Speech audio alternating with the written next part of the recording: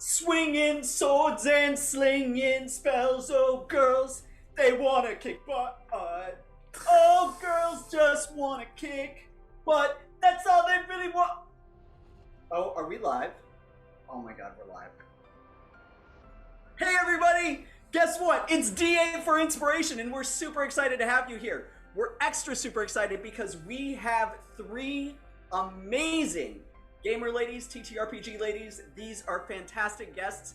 I can't wait to shut up and hear all the awesome stuff that they have to share with us. This is going to be great. So, if you've been on stream before, you know who I am. I'm Jamie Van Doren. I'm the founder and CEO of Never Ending. My team and I are working so incredibly hard to create a really cool web app where you're going to be able to create characters, scenes, webcomics, and even animated videos so that you can bring all of your D&D stories, TTRPG stories, Mask stories from Magpie Games, Pathfinder stories, all your narratives to life.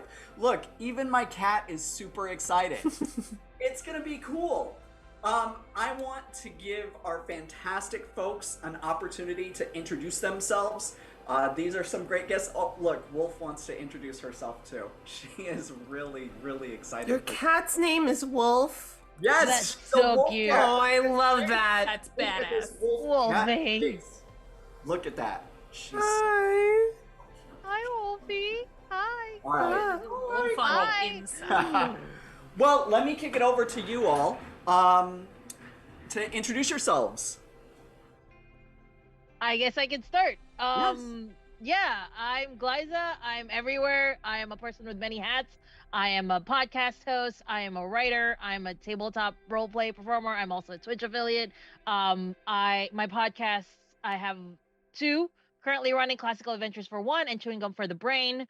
I write stuff. I'm also a manga reviewer on the Geekly Grind. Like I said, I'm also a Twitch affiliate. I do various different kinds of streams where I read books online. I also play only games where you can date people. So if it's a horror story, Perfect. as long as you can date them, I will play them. But that is me. I'm also, like I mentioned, a tabletop roleplay performer. I am on a lot of shows. I think I only have one night where I don't appear on screen as a character. So there's a lot of bleeding when it comes to like the characters that I play, and I'm very excited to introduce some of them. Nice. But yeah, that's Glaiza, me. by the way, you said that you write Yes. TTRPG content. We Oh, no, should no, get no, you no. on as a we should get you on as a guest writer for our NPC project that is in total stealth mode that I'm not supposed to talk about.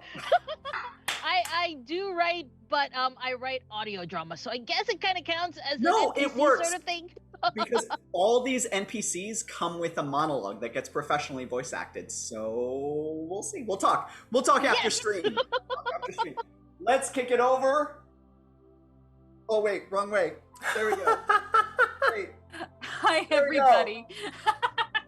I'm Diana DiMicco. I, much like Glaiza, I'm all over the place. So I'm the partnership manager over at Die Hard Dice. I'm one half of Bard and Barbarian. I'm the resident storyteller for Renegade Games and their Vampire the Masquerade Chronicles. And yeah, you can find me anywhere where people roll dice. Sweet. Well, there are going to be a lot of dice rollers on this stream, I think. So this is perfect. And you guys, I know my people. Do you have dice that you can show us at some point, maybe? I mean, I have dice, right? That is a very open-ended question. I'm going to need you to be more specific about what kind of dice you'd like to see, what color, shape, size. Well, what kind of dice do you have? Well, in front of me right this very moment, so I have a big chunk that was made for me. It's actually that's funny. pretty. So That's gorgeous. nice. we have a Persephone on this stream, and I strive to embody Hades in everything that I do. So this is my special Hades dice. I've got my brass Call of Cthulhu dice. I've got some potion bottle dice. I've got, of course, lots and lots of Die Hard dice. I love that these are all just like within, like not even a reach. Just like yeah. they're just Yeah. there. Look, Yeah. this is what I do. It's my thing. So Fair enough. Well, we have one more person. to bring on to introduce themselves, which One more I'm goddess. super excited. Yes, yeah, we literally have a goddess on stream. Technically, you have two. Diana is also the name of a goddess. Mhm. Oh my! Glaiza, you're a goddess too. Non-goddess. I do want to explain that Glaiza is a portmanteau of girly Lisa, which means the girl that's blessed by God. So technically, Perfect. Oh my gosh! Triple. Got the We triple. are on with 3 goddesses today. How many streams get to say that? Anyone that I'm on. and me too. Perfect. Hi, y'all. I'm Persephone. I'm also known as Persephiroth online. Most people know me from Dimension 20 Season the 7. I'm DM of Fast Times at D&D High. I'm a cast member on Shakar, The Eldritch Tide, and I'm trying to remember the games that have been announced and aren't under NDA. There's a lot. I do a lot of TTRPG stuff. I'm also a Twitch streamer. I do mainly RPGs and a lot of Pokemon challenges. Sometimes I do the occasional Hades speed run, Bloodborne, stuff like that. And yeah, I am all over the place.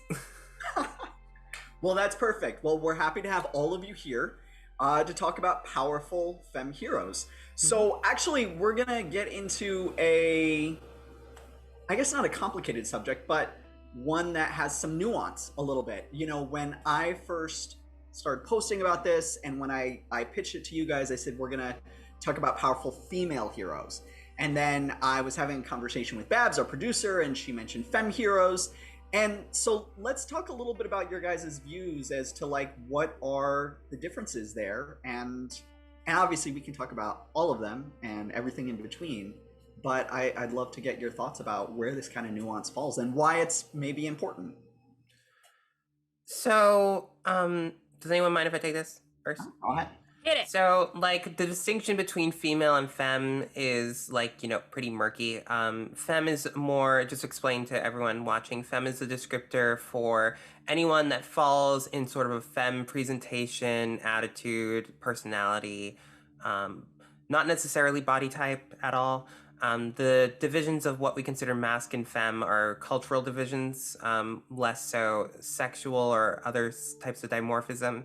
So like anyone of any sex or gender can be considered a femme or masc character. It doesn't have the same connotation as female, because there are plenty of people who fall anywhere on the spectrum of gender who consider themselves femme or masc. It's really open to personal interpretation what those categories fall into. Femme can be used as a defining characteristic of like presentation and body type and whatever, but it can also be of personality, things they enjoy, stuff like that. There's a lot of cultural construct around femme. Yeah, and I do want to say that like just because it's a cultural construct doesn't mean it's not unimportant. Lots of things that are cultural constructs are important. But it does depend on the person how much it is important to them and how much they care about it. But here we're going to talk in general terms, probably about like what these characters can be and are, and what the kind of characters we've created that are femme. So, wow, that was really. This is. Oh, should I mention that I'm a professional sensitivity educator? Sometimes I forget. Fantastic. So, does anybody want to add on to what Persephone just said, or did that just kind of cover it all? I will add from a very personal perspective. I don't know how universal this is. In my mind, the terminology of female and male is very, very much black and white, and has always been more of a. I associate it with the military, honestly. Because that's how it's always been presented to me in very black and white terms, whereas, you know, gender identity is absolutely a gradient. And you can move anywhere along that sliding scale depending on who you feel like on a given day. So femme is always, for me, a more comfortable term, even though I identify as a woman every day. Yeah. I also think that, oh God, what was I gonna say? I'm having an ADHD moment. I hate myself when this happens. No, it's okay. It was like, oh, and something I think I forgot to mention is that someone's gender identity doesn't necessarily make them or not make them femme. Someone can be a man, non-binary, a woman, or whatever, and still identify or not identify as femme. So, Yeah.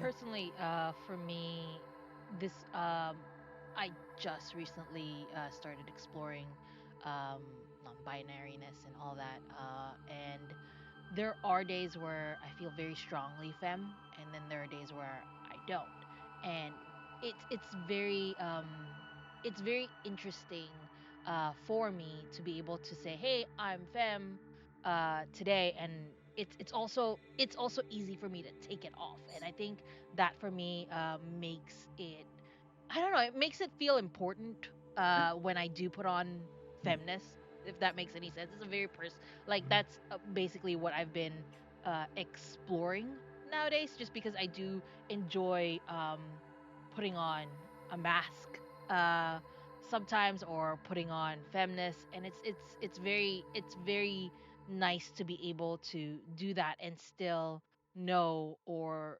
realize that you are non-binary. Yeah. yeah. Glaiza, can you just check your audio volume? We can hear you, but Oh, you're a little quieter than everybody else. Somebody just mentioned in the is thing. this a little bit better? Yes. Thank you. Thank you so much. Now we can hear all of the wonderful Oh words. no. No, this is good. So this is perfect. This is a perfect transition into kind of this discussion about female or femme heroes and the kinds of archetypes or tropes that we like and the ones that we don't. So for example, I'm a dude. I'm cis gendered male. I'm gay. I was about to be like, I'm mixed race Latino, but I don't know why I need to put that out there. But I often have played a lot of female characters. I just feel I enjoy it. I love powerful female heroes. I think it's super cool.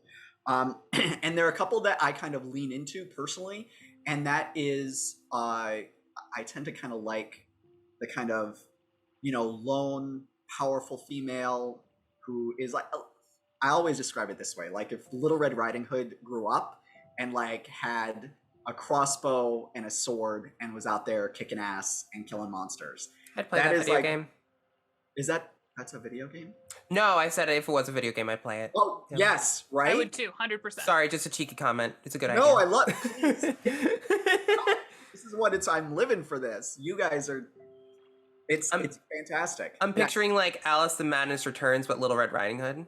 Yes. But like Little Red Riding Hood in the style of Pain from Final Fantasy X-2. I love it. I love it. So that's a super common one for me. But the other one that I like is like the really studious, maybe a little more reserved female dwarf with a beard. I personally like my female dwarves to have beards. I think it's super cool. And who is a wizard, so this very powerful, reserved academic wizard. But they represent power in two very different ways. But I don't want to be manipulated. I don't want to be not monopolizing. That's the word I was looking for. I don't want to monopolize this conversation. So let me really kick it to you guys about the tropes and types of characters that you like, or the archetypes. I guess they're not always tropes. It's like the archetypes that you guys really enjoy. Welcome to talk about the ones that you don't. You can talk about some of the heroes that you have too, that you've created and played. I always tend to play the character that is like coming into their own and gaining their confidence and finding their place in the world. I think I lean hard towards that simply because that was such a powerful moment as a woman to just be, oh my God, I can do stuff. I do have a place here. I should be here. I do have something to contribute. So I always end up playing the character that's like learning their power and kind of finding their place in the world. Either that, or I play the extraordinarily like hateful embodiment of rage characters. I said this before we got started, but I play characters so that I can relive and win all the battles, all the shower arguments, all of those situations in which I felt powerless or I didn't do not what I should have done, but what I felt like I should have done, what would have been an appropriate reaction. So is this a good point to say that we may have a trigger warning coming up? Oh, we can. Yeah, sure. If you wanna talk about that, so we talked about it a little off stream, but so this is a trigger warning. We're not going to get into anything graphic, but we are going to temporarily touch on themes around sexual assault. Yeah. So I had a character who had some violence in her past, much like myself as an individual, and of course, in that moment, as a human existing, not in a game, but in a human situation, I felt powerless, and I didn't have the appropriate response at the time, and I was scared. But having that context for my character allowed me to take that situation and kind of reinterpret it in a way that was much healthier. Where they got away from that situation, and there were repercussions for the person involved. Like it was very much a cathartic experience to go through that and win a battle that I felt was long lost. And that moment of coming into your confidence and becoming the person who you're supposed to be is a very powerful moment in one's life, and being able to live that through the eyes of character after character after character is really satisfying. And that was something that was under your control. Absolutely. Put on by a DM or a GM or a narrator. Yeah, don't do that to your players. No. Unless there is a strict agreement and you discussed it. Like, don't. A million Just times. leave it out of the game. Yeah. Like, it's one thing to explore themes that might be sensitive that a player, like one of your players really wants to get into. Like, that can be, if you're a good DM and a trustworthy DM, that's something that you can definitely do. But everybody has to be on board. Yeah, everyone has to be on the board at the table. Like, it's not, a lot of people say you can't have this stuff in games. That's not exactly true. It's that most people can't. Like, like you have to be able to deal with it appropriately and basically, help someone achieve some catharsis. It is the exception and not the rule, for sure. Exactly. I went not to rapidly, I'm not changing subjects, but I used to say that I play mezzo soprano characters in D&D, so witches and bitches, which is an old term from opera and stuff. But more recently, I've been playing a lot of high femme soft characters that are very powerful, because I find that there's strength in sensitivity or care and being gentle, very much like the Sailor Moon kind of archetype, with the sensitivity. Yeah, exactly. Or the Aerith type, which Aerith from Final Fantasy VII is one of my favorite examples of an inversion, an inversion that's also played true of the sacrificial type of character, but she has her own personality and her own force of will, and she's choosing to do things on her own. That's the kind of character that I like. I hate when that trope is played entirely straight. I could live without it being played straight later on in Final Fantasy VII, but you know what I mean.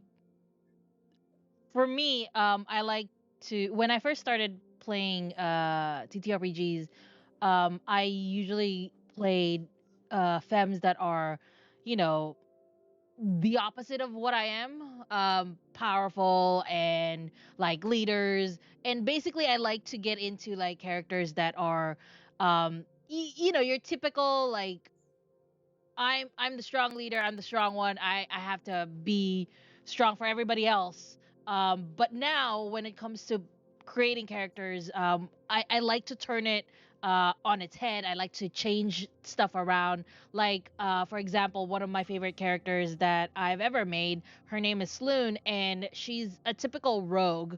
And my favorite part about her is that she tells everybody that she's ready to face certain things, but technically she's not.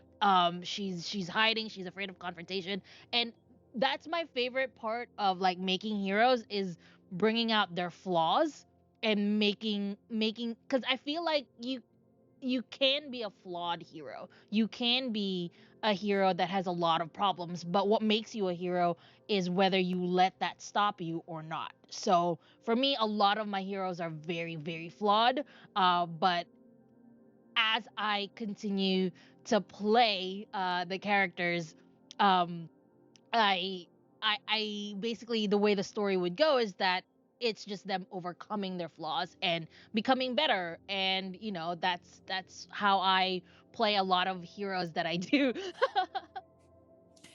What tropes don't you guys like? I'm sitting here picking my brain, and the only one that I can think that I haven't explored is like the girl of the group is obviously the cleric who heals everybody. That's the only one in my mind. Sometimes that can be great though, right? Because let me tell you, there's nothing like being a bitch who heals. Just be a grave cleric instead and save them, but way too late. Not even that. Like, it's just like when you're the cleric, you control who lives and dies. It's the most powerful position in a party. And like doing that as a femme is a powerful position. Like a lot of people are like, oh my God, I gotta play the white mage, blah, blah, blah. No, you can have a personality and you can be angry at these bitches for dying. You can get mad at them for making you waste your spell slots and diamonds. Like, how dare you? Yeah. Exactly. How dare you die right now? I don't have the time. I'll get back to you later. I think it's hard for me to pick out femme tropes that I dislike because I have seen the inversion. I've seen people do them well. I've seen them change. Like even the damsel in distress vibe I've seen done well. And that like as a whole really annoys me. So like it's hard to pick and choose, but I think honestly, any poorly done character controlled or written by a man.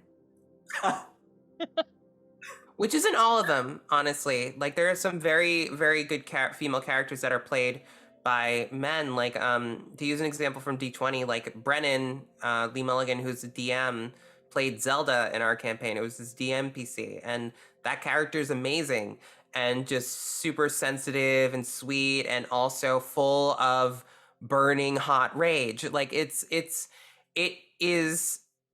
However, I do find that like sometimes these like female characters get put into these like object roles, basically. Like they are something to get or something to interact with, but not necessarily something to focus on. Yeah. And that more annoys me than like different tropes, because tropes can be powerful and characters can be original even if they are at base like archetype. It's about where the agency lies. It's about where the agency lies. Yeah. By the way, Lauren said be the cleric, but burn everything to the ground before you resurrect your friends. That's a whole Love mood. it. Yep. And I'm here for that mood. Honestly, I also like sometimes I look for the tropes that everybody hates and then use it and then make it mine and make it amazing. I don't really have tropes that I try to avoid, because whatever, like Sephi said, like whatever trope you can get, or whatever trope you make, and if you make it well, and if you make it yours, and you write it and you do it, you can. I love.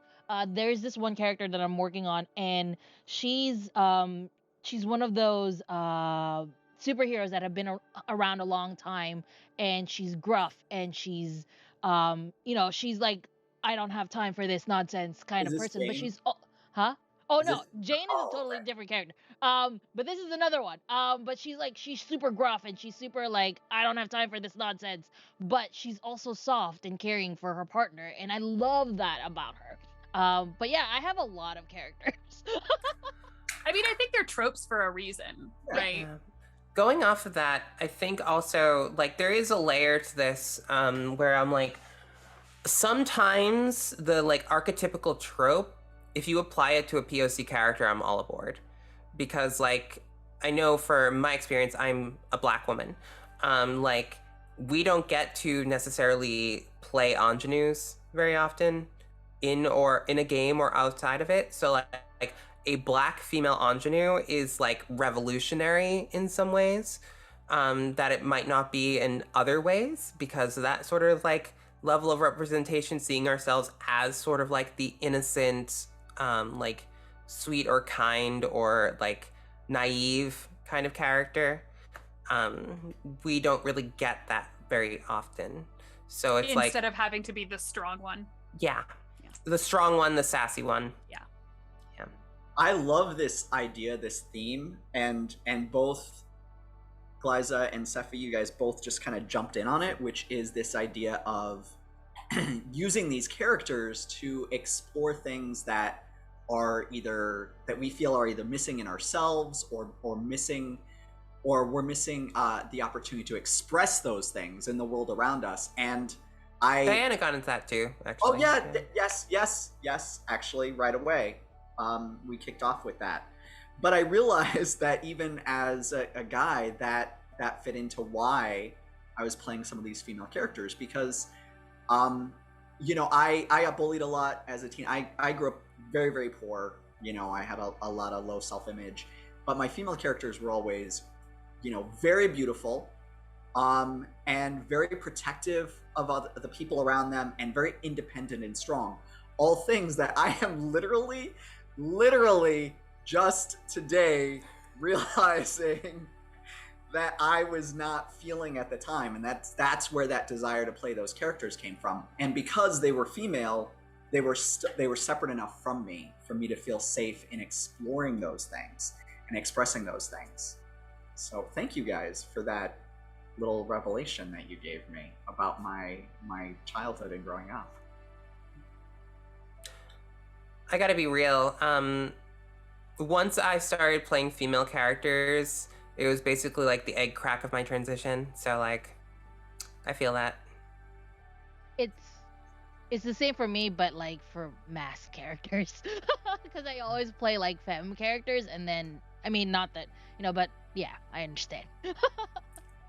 Oh, maybe we should get into the like dichotomy of like what mask and femme characters can be, because like some characters are neither, some characters are both, and like there's so many different ways to be femme or mask. Like you can have like a perfect example. I don't know if everyone here has seen the newish She-Ra cartoon. Yeah. Yes! So like that contains a lot of different sort of like representations of like mask presentation, femme identity, femininity, but also mask presentation. Like Adora is a perfect example of that. Even more so Scorpia, who is incredibly like mask in presentation, but extremely traditionally femme in emotions and almost motherly in that way. And we are talking about these in general terms. Like these don't need to be necessarily femme or mask traits, but traditionally they're associated with those things. So like you also get characters like Glimmer, who is very high femme, but also in a leadership position and very powerful, which can be considered which shouldn't be considered mask, but you know what I mean. Like there's a lot of stuff like that, and like not every character that we might play might be like mask presenting or could be mask presenting and is feminine personality, or vice versa. Because like presentation does not equal gender identity, does not equal personality, you know? My character for the Wraith game that we played in was just this little pilgrim woman who slaughtered the entire colony of Roanoke. And her whole presentation was very mask. The way that she addressed problems, the way that she was, again, in generalized terms, she was very confrontational and very quick to react. All of which I would consider more mask traits than femme traits. But I think that there's so much fluidity and so much interpretation to the way that we think about gender and gendered traits in that way. You know, I don't think I've ever played a true mask character. I've played non-binary characters, but I don't think I've ever played a true masculine character because that's a place that's hard for me to step into. That is a mindset that I can't wrap my head around because I've never been there. But to take on traits that are traditionally viewed as masculine as a femme character, that's a much more comfortable exploration for me. So 2 things. One, I always find it funny when everyone is like bases anything on like the slaughter of Roanoke when all the settlers just jump to the natives on the next and like that was like everyone was like, oh my god, they died, and like freaking anthropological studies, not realizing that the natives next door suddenly have blue eyes. And like, that's not okay, cool, whatever. But second to that, god, this was a more important point that I should have said. What did you just say? Oh my god. that taking masculine traits and applying them to a femme character is a much easier exploration for me. So I tend to not necessarily play like mask or male characters as a PC. I have done it before, but rarely. But as a DM, I'm stepping into that role constantly. Mm-hmm. And because my players, like a lot of players, always want to bring every NPC that I play along with them, usually it becomes a very long time that I'm playing these characters. Like I basically, in a home game a while ago, what was his name? Theodore Lucas Hobblesnack was a bard that they attached to. And with that name, I don't see why they wouldn't. I'm a snack to my friends. Yeah. So like one of my favorite characters, but one of the players' favorite characters, and basically they took him on everything they did. Like, so I was basically became my DMPC. So I was stepping into that max role for so many hours. Like, so it's like I'm comfortable. Like I'm personally, obviously, I was not comfortable being a man, but like stepping into male roles or voicing them, I don't care. Like, I'll do them. No big. I know that a couple of you actually made characters in our app. Promo! In our app, our Be Never Ending app. So currently, I shared with you guys at the beginning that we're building out this huge platform for people to create webcomics and animated videos, but we did just kind of a soft beta launch of just a 2D character creator, so that you can use that for portraits and tokens and so on and so forth. And Glaiza and Diana, you guys both had a little bit of time and went on and played with it and made some characters. But I'd love, Glaiza, it'd be great if we introduced both your characters.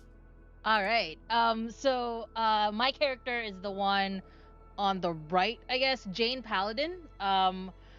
She's gonna be one of the characters that I'll be using for this mask campaign that I have, and it is basically just Luisa from Encanto, and there's a reason for that. I haven't watched Encanto at all because I told myself, if I can watch Surface Pressure without crying, then that means I'm ready. I have watched Surface Pressure at least 20 times now, and every single time I've cried because I'm the eldest in my family, and every time I watch the song and all of that, it's a lot of heavy stuff, and every time I watch it, I cry, and I'm like, I can't watch Encanto. So until I can watch Surface Pressure, I will not be watching Encanto without, until I can watch Surface Pressure without crying. Good I will test. Yeah. Test. But yes, also, this is also Jane Paladin, which is basically one of the superheroes from this mass campaign I'm playing. She is her power. She's a legacy. Basically, that means her super character has been passed on from like generation to generation. Basically, the Paladin family. That's why her last name is Paladin, and she's like the 6th lady Paladin in their line. And she's the only one that has the power, like as a child, because it passes on like generationally for just one person. So she's basically expected to carry on sort of the family business. And basically it's just me processing Luis, whatever, in my head until until I can do it. But she's very soft. She's very femme. She loves flowers. She loves typically femme stuff. But her powers are super strength and super speed and instinctiveness and just generally protecting everyone. And that for me is a way of just like just exploring this kind of character that I love, like just a very strong and very can crush people if they wanted to, but loves like pets and obviously she's gonna fall in love and it's gonna be amazing and I'm excited to see it. You did a whole Yeah, backstory for her in the. I for the did. character bio. Actually, I can we get that up really quick just to see it? I just. Did you make her public on the app? I think I did. I made her public on the app. I don't. Oh. No. There we there it go. is. Oh, dang. So Yeah. since I'm using Jane for an actual campaign that will be coming up soon, a mass campaign. She is A mass campaign. Sorry. a mass Sorry. masks campaign. Pun. It's fine. The level of self-hate I have for myself cannot exceed the level of hate for that pun. No. It's great. So that's Jane. And when I saw the legacy playbook, I was just like, I gotta do this. I gotta make her, I gotta make her this. So I love that she's 6'4". oh, And she's a very she's a- tall girl and she's Love it. very masculine. But I love her because she's so soft and femme and loves flowers and just enjoys cupcakes and she's just super. I love her so much. It's my hope that someday, like, the association of muscles on women won't be read as masc, Yeah. But, like, I totally get what you're going for. But, like, I hope someday. All that- those that muscles one are for really is. hugging. That's what it is. All those muscles are. I mean, they can be for hugs. crushing, but that doesn't need to be a mask thing. Yeah. Yeah. Well, I you think tot- we're moving in that direction, right? Yeah. Wait, I think honestly, Louisa's probably, like, there's a lot of revolutionary things about Encanto, but Louisa, I think, big is one. the big one. yeah. and What I do want to eventually, like, I want this is one of the reasons why I made her, is because she has all these things that are typically mask does not take away from the fact that she's very femme. Mm-hmm. we can probably pop back to the side-by-side characters. I love her. She is fantastic. She's not allowed to die ever. Oh no. You can tell that to anyone who runs that game. That I will come and find them It's- and create violence of some kind. I'll What- try to keep her what- alive. What I love about what you just said, Sephi, about the about Louisa and all of us recognizing, that could be like a really pivotal moment, is that Disney was not prepared for Louisa to be. They fought tooth and nail to not have her be how she is. They resisted. So, like, that's the thing that upsets me so much, is that the writers and animators had to fight for her to have musculature. They didn't want her to have musculature. And her toys are the best selling of anybody. out And there. they're all sold out because they didn't prepare. They weren't prepared for the popularity. You think Oh, yes. that Disney would have learned from, like, I don't know, the Baby Yoda craze, that anything new and exciting is going to have people want it and we're gonna want kids to want it, but they haven't learned that lesson. It's the No. same reason why, like Black Widow toys weren't really made until there was enough demand for it and all that When they shit. were made, they were terrible. Yeah, Like that first couple waves, they were just not good. they weren't good. Well, this is why it's so important that we're putting storytelling tools in the hands of more people. Because when we have just the big eight deciding what's popular and what's normal, in the screen, what people should be seeing, you run into that. You run into artists and writers and everybody having to fight for something that ends up being super popular because we have a hunger to see it in the media that we're consuming. Yep. Diana, let's talk about your fantastic character if we can. Yeah, so Halophine is on the left there. She is my sweet BB girl. She's probably the nicest character I have ever played, if I'm being honest here. She's a Goliath, but she came from a tribe that was extraordinarily dominance-based and confrontational, and those were not traits that she particularly embodied. So she sought connection outside of her tribe for a good portion of her adolescence, and eventually left them to try and go and prove herself and find out who she was supposed to be. In doing so, she accidentally started up a pen pal romance with a god and became a werebear in the process. And As so one does. Yeah, like you do. So she was confronted with this just sort of rush of power, and she's barbarian, so she was How'd you meet a god in a bathhouse? That's the dream. The Like, dream. I think I broke Jamie. For some reason, I want to take notes about that. It might work. I have really high aspirations for I broke Jamie. Hey, everything sounds funnier if you do a Jennifer Coolidge impression. Yeah. Oh, Jesus. We're having fun. I don't know. Jamie, are you sure you're fine? So hard, I don't know why. You sure you're okay?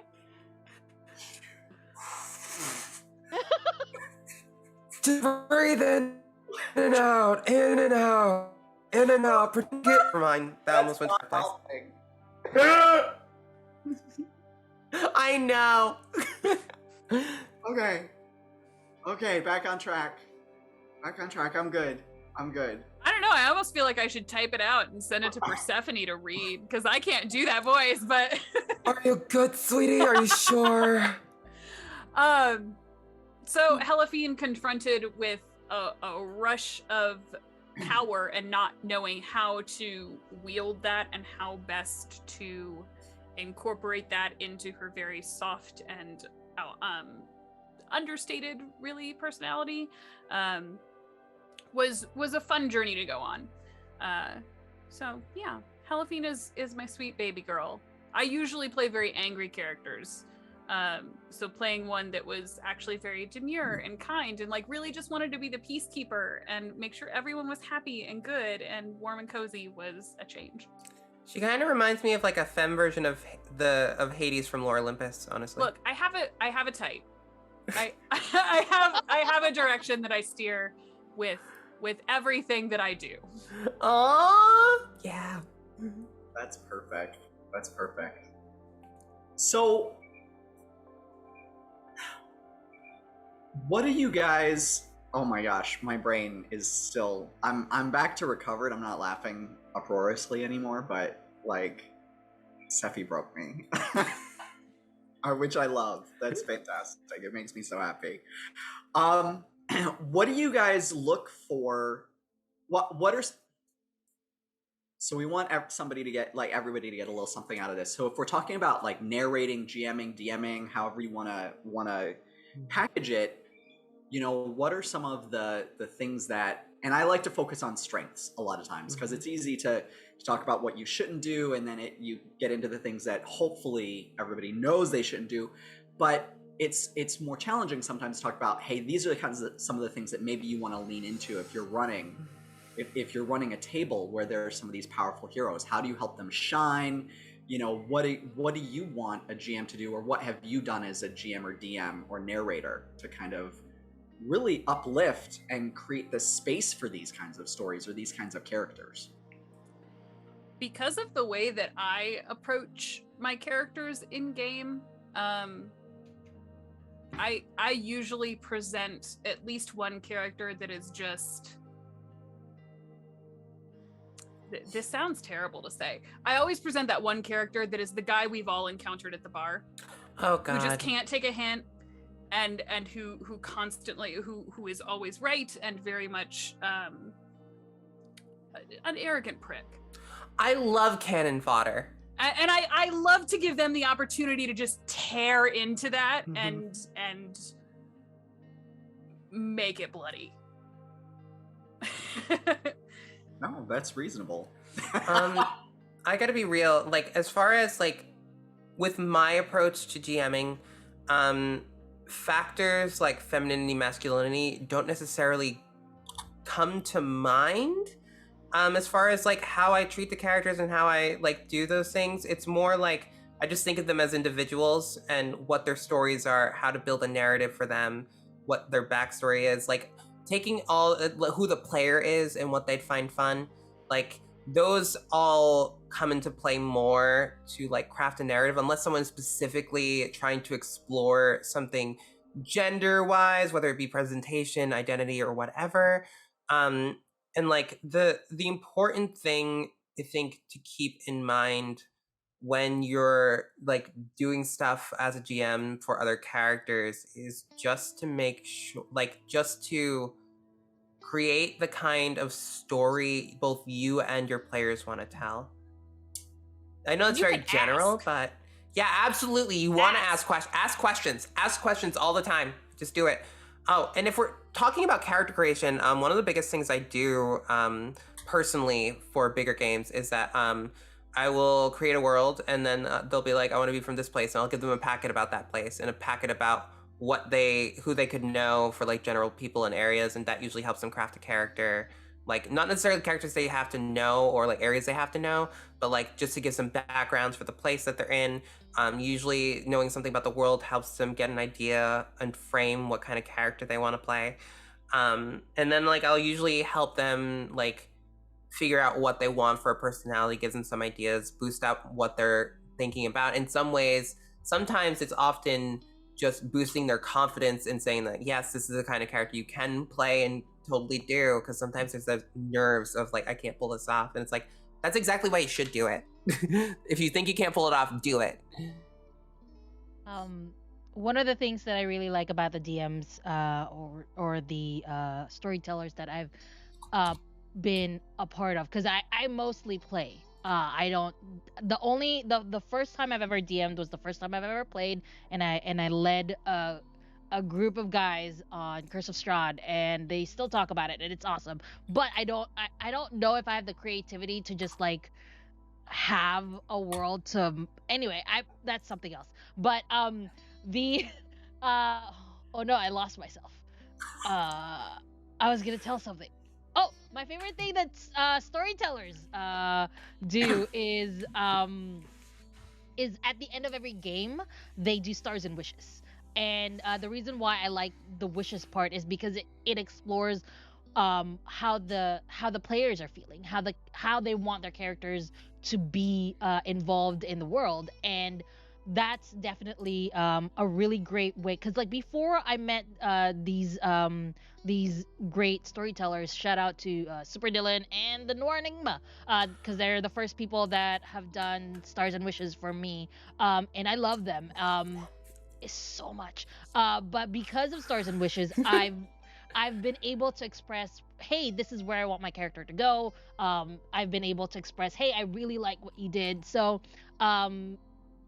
I really wish that a lot more people, a lot more DMs, a lot more storytellers, a lot more GMs would have stars and wishes in their games.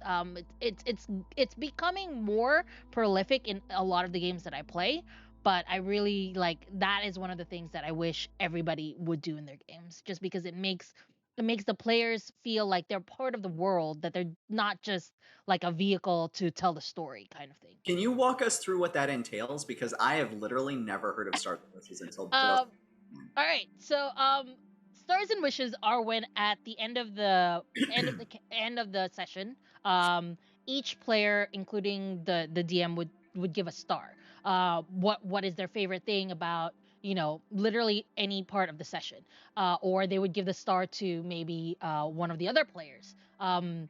Personally, for me, when I was playing with Super Dylan for our game Lost Among the Fence, which is, by the way, nominated on New Jersey Webfest as best act. Nominated. We haven't won anything yet, but hopefully we will. But yes, That's still rad. That's still a yes. rad accomplishment.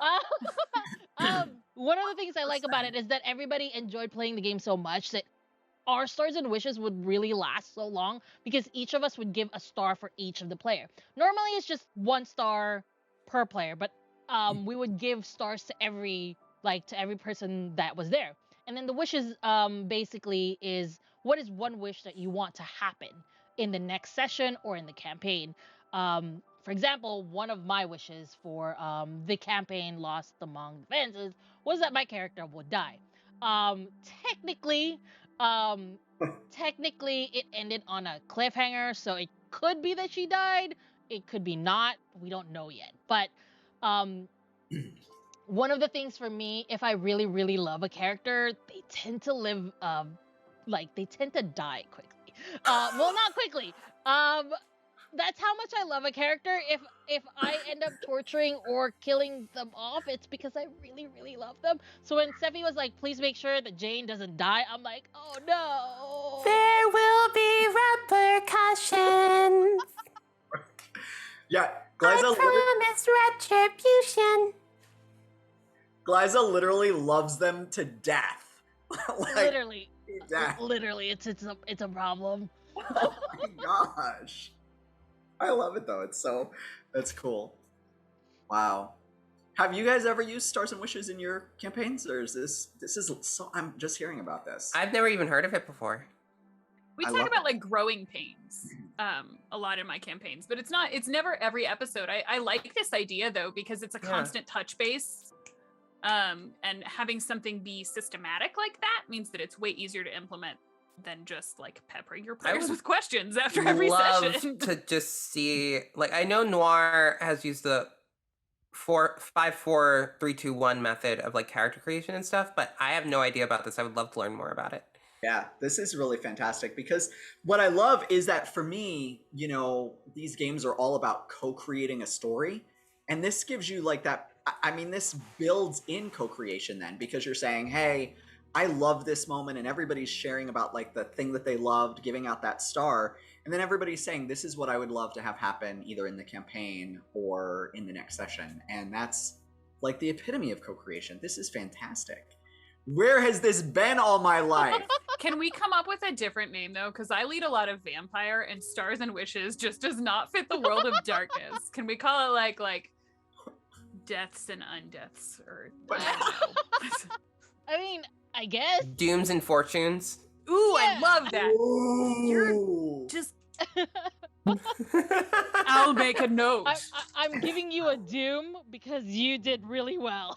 Right? I love it. Yeah. I'm proud of myself for that one.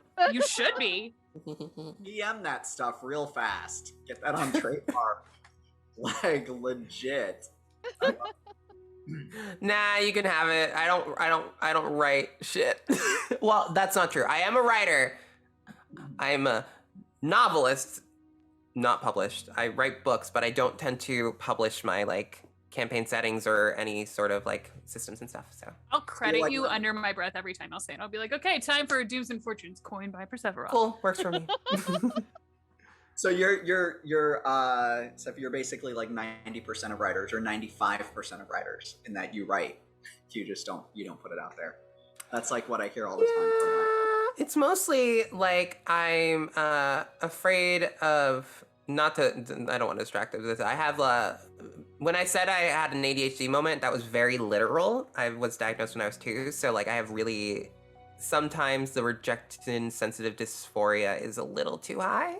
So like I just haven't submitted any of my 3 novels to agents yet. So Well, I hope one day we get to see them because I'm sure they're fantastic. I'm sure we'll see. Well, that's cool. Well, you guys, we're getting close to wrap up time. We're not done yet, but we're like at the 6-minute mark. So I want to make sure that before I forget that I thank you guys and everything. And we will do outros at the end, give everybody an opportunity to say where we can find you. All of the Twitter handles are up on... Technically mine is both, so... Oh, see, we did that too.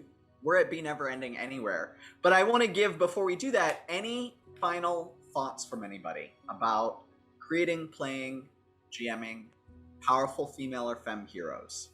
Well, we could talk about the final thought, which is basically a final girl that's very sexually active. It's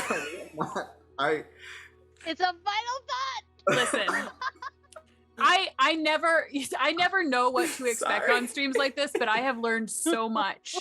And like 50% of it is information I'm gonna retain, and the other half is brain rot that's just gonna live there forever. I'm so blessed now. I'm gonna create this character at some point. It's gonna be perfect. It's gonna be in my head now. But yes, final thought. It's awesome. I'm like, I have no there's nothing I can say. It's all landmines anywhere I look. Jamie's gonna I hope that pre-record becomes a everything trope. from here on out. From now on. Look, we're gonna be pre-recording. We're not gonna be doing this anymore. This God is help, not God happening. help you if I'm on that. You'll never be able to edit around me. No, this has been this is great. Actually, these moments are great. I would love to end up having you all back, either as a group or separately. This has been fantastic for us. Not to put you on the spot on stream. How bad would it be? You're all like, no, thank you. I Next completely, Saturday, same time. I completely derailed this conversation. I'm so sorry. In the best way. Don't apologize. That is a final thought. I'm happy that was our final thought. Yes. Did you just come up with that, or did you like have that like story? Oh no, that was literally just off the cuff. Jesus Of course fucking it Christ. was. Of course it was. Oh, well, on that note, let's hit outros, folks. I'll kick it off. Jamie Van Doren. I do have some of my own personal socials, but really it's all about never ending right now because I want to lift up my team, lift up my company. So you can find us all over the place at Be Never Ending. So find us on Reddit, Facebook, Twitter, Twitch, Instagram. Yeah, all those places. Glaiza, where can we find you? Oh, you can find me on bio.link/classical Glaiza for all the shows that I'm on. But honestly, a lot of it is at classical Glaiza. My Twitch is at classical Glaiza. My Twitter is at classical Glaiza. A lot of my announcements go on Twitter. There's also a lot of shit posting in there because I'm occasionally funny. But yes, it's definitely at classical Glaiza. Today I will be on 2 more shows. I will be on Dang. Avatar Reclamation TTRPG. It's their finale, and finally Lords of Faerun's finale is today. Eliza Pearl is DMing, and we are very, very excited to end this thing. This is also whether we'll find out whether my character Sloon dies or lives. So if I had my way, she would probably be dead by now, but everybody is like, no. Anyway, I'm the same way with characters, so I feel you. but yes. That's find me everywhere, classical Glaiza. That's pretty much it. Fantastic. Diana. Yeah. So I'm still Diana DiMicco, freshly minted Persephiroth and Glaiza stan here. So yeah, right now I'm not doing too much. We are right in the middle of our Jasper's Game Day fundraiser over on my channel, Bard Barbarian. We're doing a 4-piece Call of Cthulhu run that's already led to some disastrous results. I have to write 3 Elder Gods into our next session because of people's generous donations. We're also I say we, I me singular.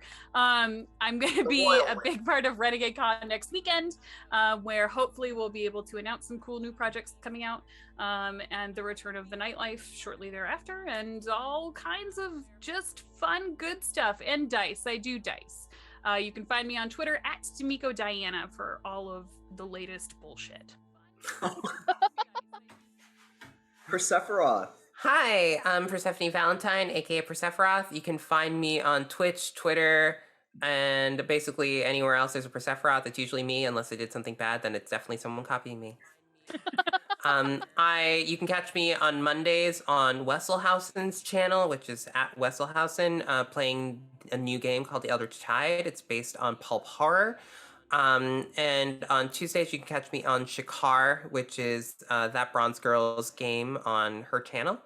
And yeah, and a bunch of other stuff. I stream on Twitch. I'll be streaming on Twitch tonight, probably doing a Nuzlocke. So that's where you can find me. Fun. Nice. Well, thank you all again so much for appearing with us. I have loved streaming because of all of the guests. Like, if it had to be just me, this would be a no. That would be a big hard pass. But having fantastic guests like you, like, this is the highlight of my week now, and this has just made my absolute Saturday. So thank you guys thank you all so much. We'll definitely contact you about coming on stream again. For all of you out I thought there, you couldn't do that on Twitch.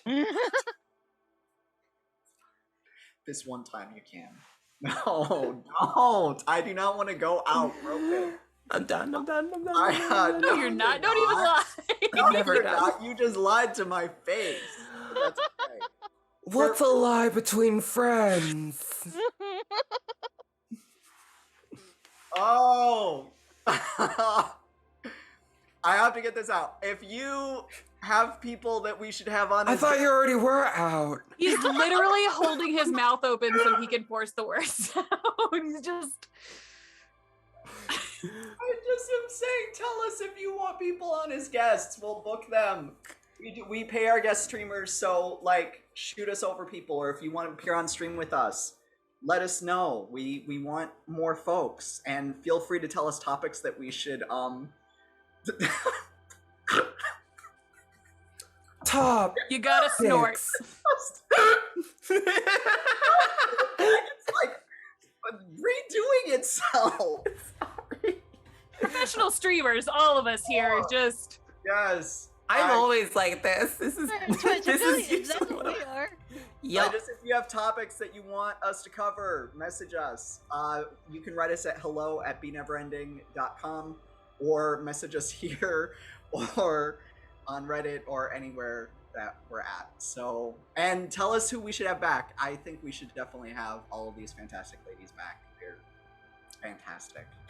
So, somebody else might have to host it. Like, might have to be in my spot though, because Sephi's gonna just like the whole time just break. I'm so good at hosting. I can't even respond to that. All right. Well, thank you. Oh, I almost said something even over the pale. Anyway, let's keep going. We'll go out on a cat. This is. Oh, we'll go out on a pussy. I knew it. I knew it. That's okay. Thank you, everybody. You guys have. Thank you for joining us today, and we loved having you on. The chat blew up, which was fantastic, and yeah, we'll look forward to seeing you again. All right. Peace out. Bye. Bye, y'all. Bye.